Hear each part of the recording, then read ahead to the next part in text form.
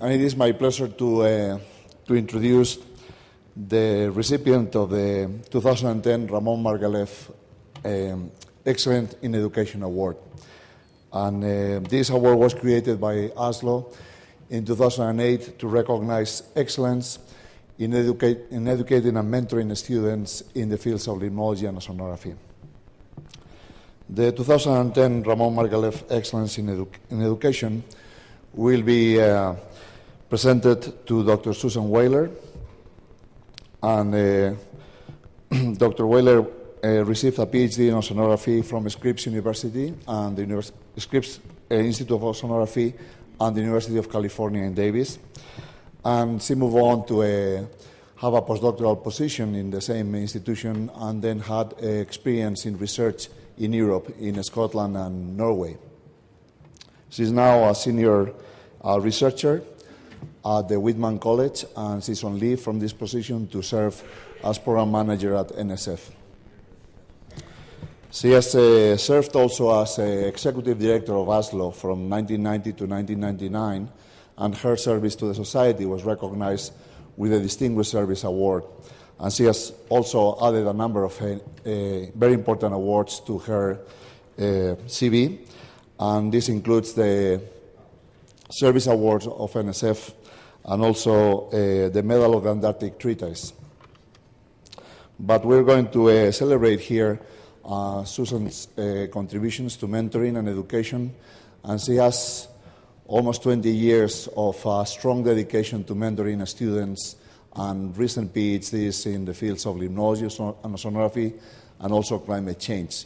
She has also developed programs to encourage and welcome minority students and underrepresented groups into limnology and oceanography.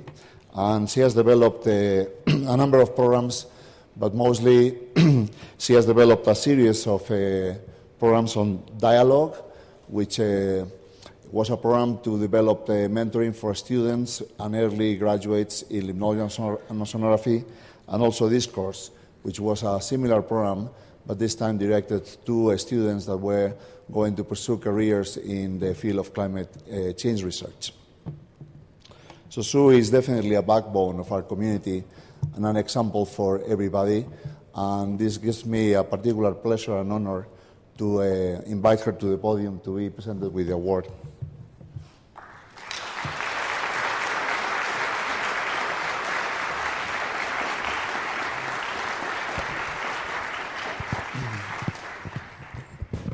So the Ramon Margalef Excellence in Education Award comes with two items. One is a wonderful biography of Ramon Margalef written by Francesc Peters, and the other is a plaque that contains the citation.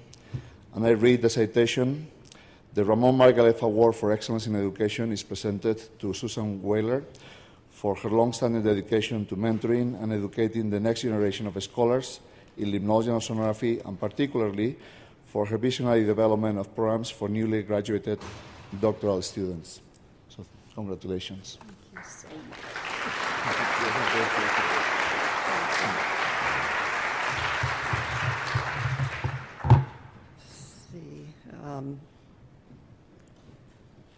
Well, I want to start by thanking ASLO for creating this award. It's a relatively new award, and from what I've seen, ASLO is one of the few societies that is recognizing excellence in education.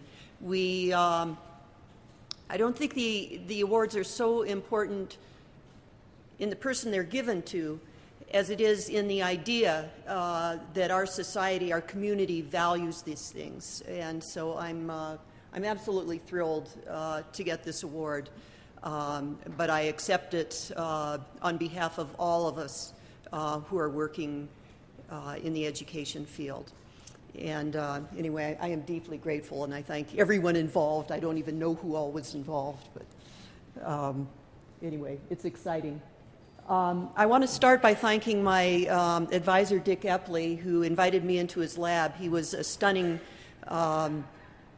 educator and role model, although he did not himself have an education position. And I think one reason I've followed kind of an alternative track is because I saw how successful he was even in a non-academic format. He was a research scientist throughout his career at Scripps.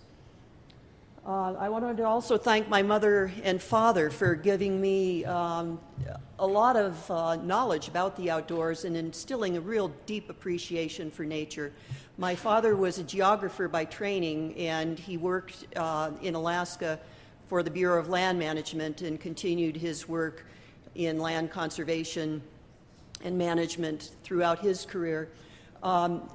They gave me, they were both also strongly committed to education, but I think also with my mother's volunteerism and my father's public service, it really instilled in me a great want to continue in this tradition, and I've valued it all my life. I'm going to talk today about the lessons I learned from the symposia I've organized between 1993 and 2010, and I wanted to thank the more than 500 recent PhD graduates who've participated in these programs, because basically I've learned everything I know from listening to them. And at each symposium, trying to figure out what it is these graduates aren't getting through their graduate education that they're going to need to make that next jump to their independent professional careers. And it's like chasing a moving target. The world is changing so quickly now. Each group comes in with different needs. You can see trends, but new threads are always coming in. So one of the things I would say is pay close attention to your students.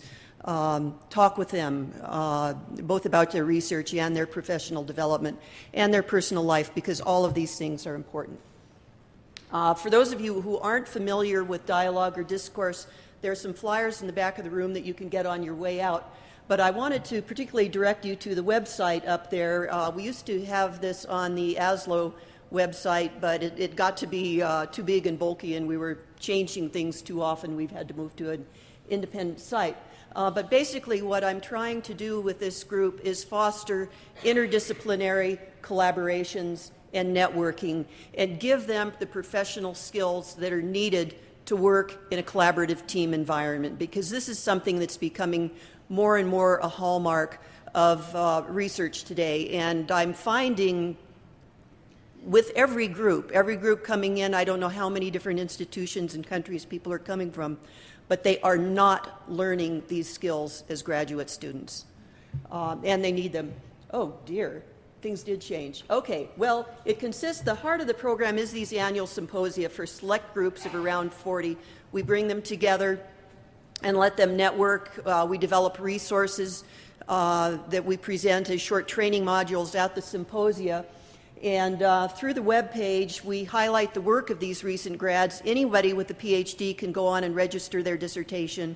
You can search out and find them on Google now. They're on the web page in a fully searchable format. So that's a wonderful way if you're looking for if you're looking for postdocs or even people in the field. It's a wonderful way for people to kind of go into that registry, see who's there. So good publicity. We also try and put on all the resources that we develop at the symposium for the symposium participants and the reports that come out of it, so that we can share the results with the global community, even though only a small group is able to actually participate in the symposium. We just opened up, we have a weekly electronic newsletter where we try to put out news, this one specifically on climate change. We put out resources, funding resources, books that are coming out, news articles that are published, and jobs. And we've gotten so many requests from students to be part of this newsletter that we've just opened it up now, and anyone can go onto the webpage and sign up for the newsletter. And we still hope when they get their PhD they'll sign up. So that's discourse.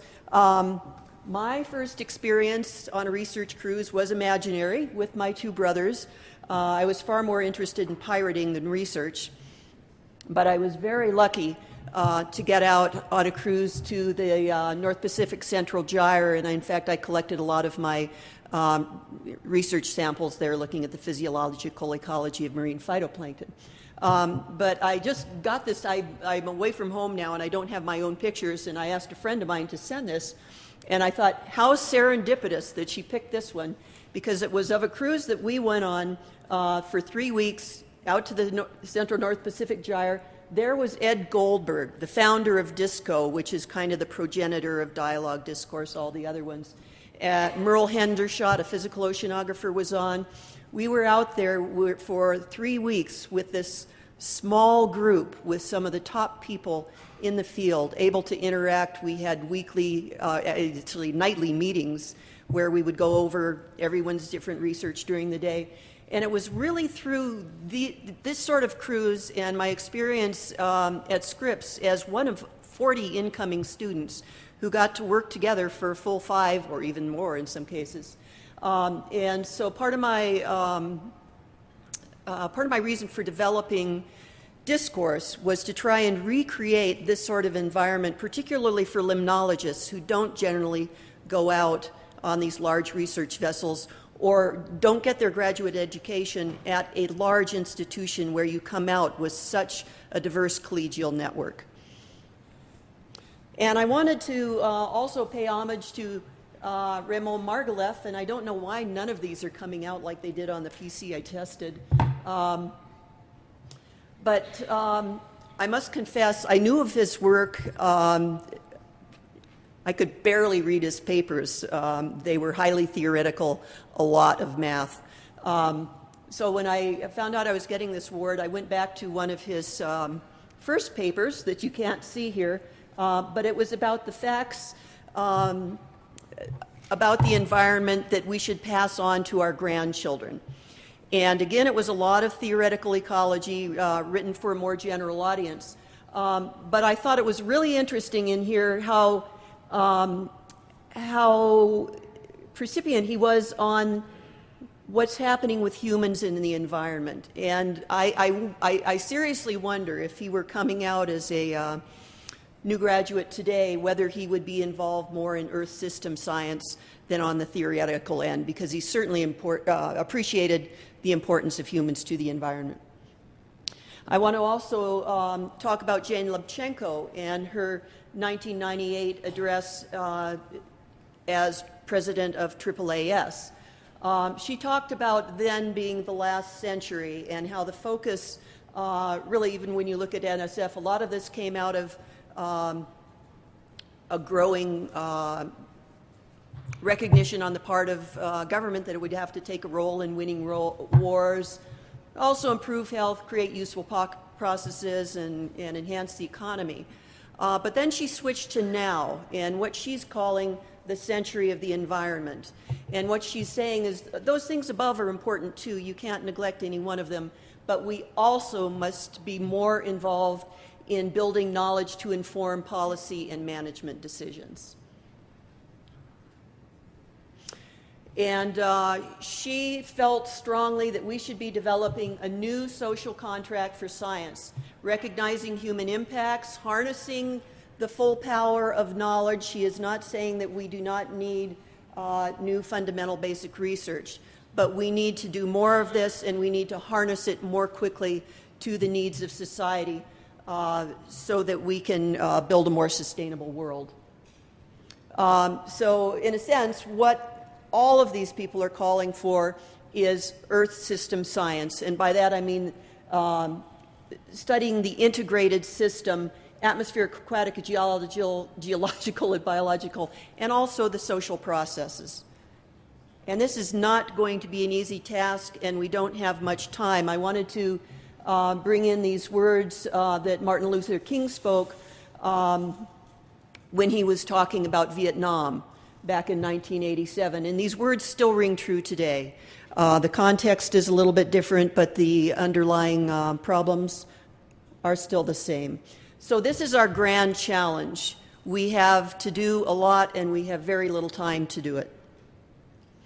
But this is great for our community, because what we need now are these integrated Earth system sciences, and that is what limnology and oceanography is all about. Our members are going to be key in this endeavor. It's a wonderful time. You have a group of students who are coming out with a knowledge base that is larger than anything that has ever existed before. We have new technologies. We have mechanisms now to study things on the local regional, and global scale. And so I can't think of a more exciting time to be an aquatic scientist, or hopefully an aquatic science that's going to be integrating into Earth system science. It's going to take a lot to do this. You still need as much specialist expertise as ever, and that alone is getting more and more difficult to do just because we have such a large body of knowledge to sift through and understand. But that's not enough. You've also got to do all these other things, including at least understanding enough about a different discipline to figure out where the linkages are. And this requires a lot of communication skills because the different disciplines truly do speak in different languages. They have different cultures. It's just like going to a foreign country in many ways. So we've got to learn all these techniques. It's not a pretty picture when you don't do this right. You can crash and burn in a career if you make mistakes with this. These are things that are very difficult to do alone, but if we can teach the skills where people can work together, the combined effort is something beautiful to behold and more than any one person could ever accomplish. But we need to provide some skills to make this work quickly and painlessly. Communication is the key. Anybody who's been to these meetings knows that we train our students to speak extremely well, communicate extremely well to their disciplinary audience. The challenge now is to take those skills and distill them so that you can get your message across when talking with colleagues in different disciplines, but also beyond the ivory towers. And there are many different ways that each of us can do outreach. None of us are probably going to do all of those. But we should all be thinking, and particularly with NSF's broader impacts, we have a mandate now to get involved within and beyond the ivory towers. Part of this is learning to work with other people and to realize that some people are different from us. And I think scientists in particular are very unwilling to accept that humans do have common personality traits in common. We are not all absolutely unique. We've recognized for thousands of years, you can go back to Hippocrates and get basically the same 4 characters that Gary Larson can come up with. The scientists have come up with about 16 types. This MB Myers-Briggs typology test is the most widely used in the world. I've been collecting data on my symposium participants for several years now and comparing them with the general population. And I don't have time to go through this whole thing, but I just wanted to show it up. If you can just see from the colors, the orange is the graduates, the yellow is the U.S. general population. There are differences. And these differences affect how you interact with other people in a team, how you interact with them on the street, and how you communicate, because people learn in different ways. So we need to teach these skills. Business world does this. We need to do it too. There's a difference between a team of experts and an expert team. A team of experts may never come to a conclusion, or they may get it, but there will be blood on the walls. If you can teach team skills, basic facilitation skills, getting back on how to deal with personalities, time management, which I am not doing, these are the keys. They get results. And I want to again thank everyone who is involved in teaching this new generation. Special thanks to all the people who have helped me build my symposia. Co-sponsoring societies. I could not have gotten started without ASLO's early help. NABS is in there too. Funding sources, and of course my family, and I thank you.